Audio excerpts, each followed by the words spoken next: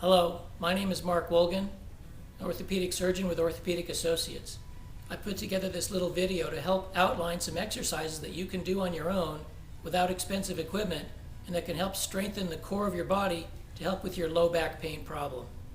Hopefully these exercises will be simple enough that you can do on your own and make some progress towards feeling better. The focus of your rehab program for your back pain and lumbar strengthening will be to increase muscle tone. Muscle tone refers to how much our muscles contract at rest. The more of this muscle tone we have, the more stress is taken off your discs and ligaments, and it will help you feel better. We're going to be focusing on the core of our body, kind of like the trunk of a tree, with our arms and legs being the limbs. The more strength and tone we can keep in our core, the better you'll feel. We're going to be looking at 3 groups of muscles: front, sides, or obliques as they're called, and the back muscles. They're illustrated here. Front muscles include the rectus abdominis, which are highlighted in some of those models that have six-pack abs.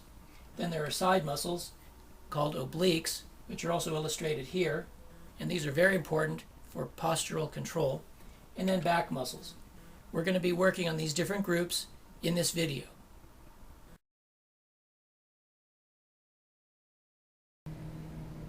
The abdominal crunch can be done on any flat surface, whether you do it on your couch or the floor or just on a blanket.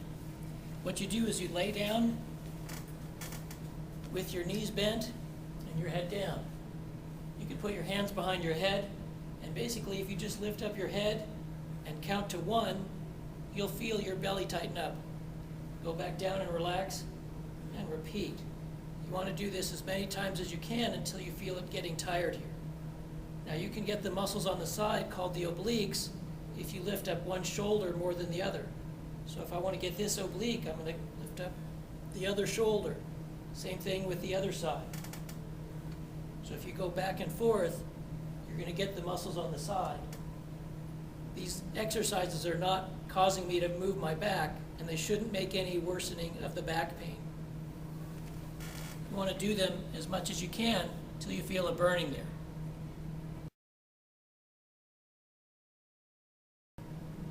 This exercise is called an isometric abdominal crunch.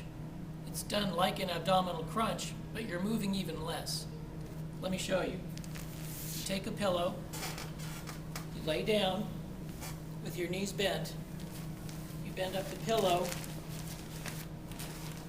and just push on the pillow with your arms. And then relax. Push and relax. You'll feel your belly tighten up during that exercise. You want to do it as many times as you can.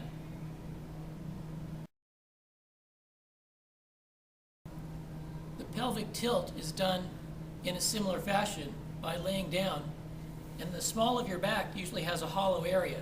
If you put your hand back there and you try and flatten out your back, it does the same thing as trying to tilt your pelvis forward, and in doing so you're going to have to tighten up your abdominal muscles.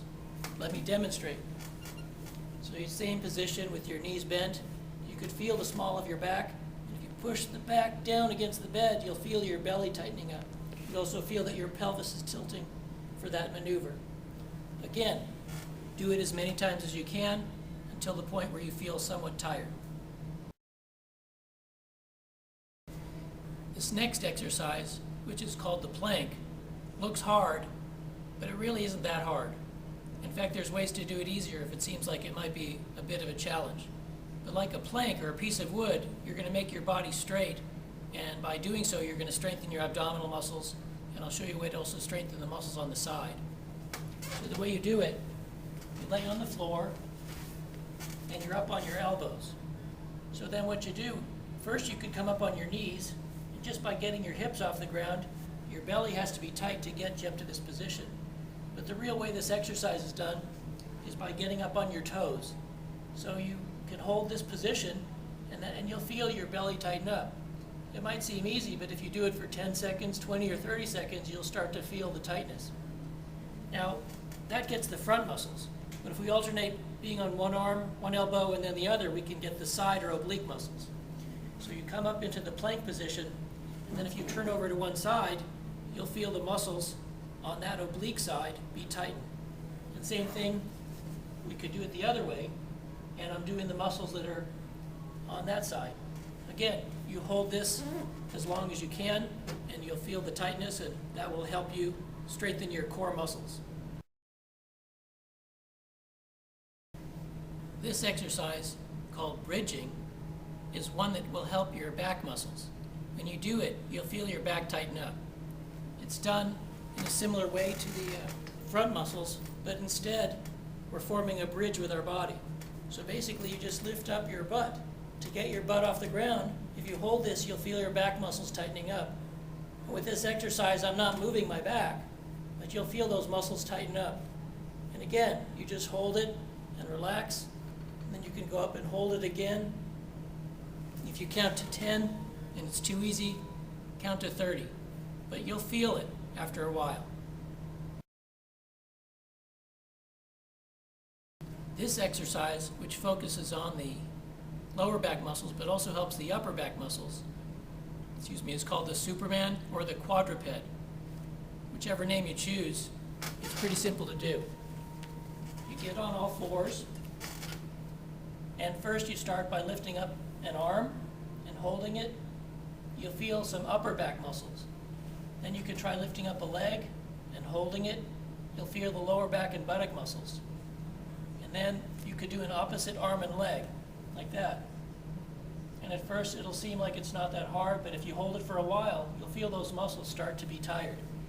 And then you could change to the opposite arm and leg and hold it up like that. If you hold the position long enough, you'll feel that your muscles are working. And those exercises are not moving your back.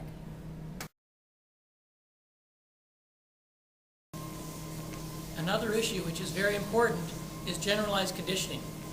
Now, whether you get a treadmill, get a stationary bike, or walk around your neighborhood, swimming, whatever you do, if you can 3 or 4 times a week increase your heart rate from your own muscle power, it would be very helpful from a number of standpoints.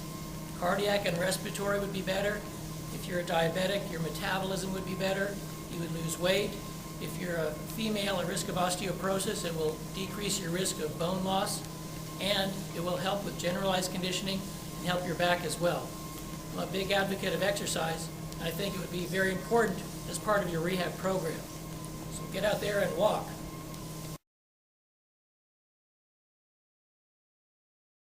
That is, if you can. If you can't walk, anything would be better than nothing, even if it's a stationary bike or anything to get your heart going.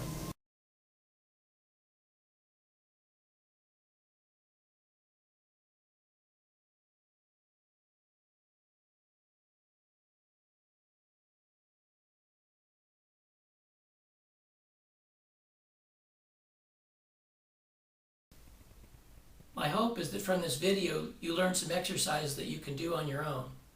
I would say a couple things. One is that you want to be patient in terms of expecting results.